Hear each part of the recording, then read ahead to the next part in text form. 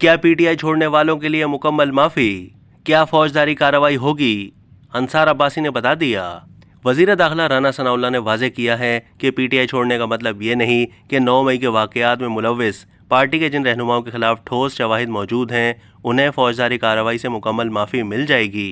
राना सनाउल्लाह ने इस तासुर की नफ़ी की कि PTI के जो लोग पार्टी से अलहदगी के ऐलानात कर रहे हैं और जिन्हें पुलिस ने छोड़ दिया है उन्हें एहतसाब का सामना नहीं करना पड़ेगा, चाहे फिर उन्होंने 9 मई में कोई किरदार अदा किया था या नहीं। उन्होंने कहा कि जो भी मनसूबाबंदी, इश्तियाल अंगेज़ी और हमलों में मुलव्विस था उसे कानून के मुताबिक कार्रवाई का सामना करना पड़ेगा।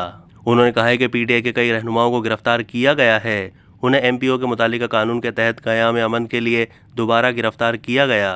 उन्होंने कहा कि पॉलिसी के मुताबिक जिन लोगों को MPO के तहत गिरफ्तार किया गया था उन्हें सिर्फ इसलिए रिहा किया गया था कि वो PTI से अलहदगी इख्तियार करें और अमन आमा की सूरत हाल के लिए ख़तरा ना बने, लेकिन इसका हरगिज़ मतलब ये नहीं कि ये लोग मनसूबाबंदी, इश्तियाल अंगेज़ी या 9 मई के हमलों में मुलव्विस थे तो उन्हें माफ़ कर दिया जाएगा।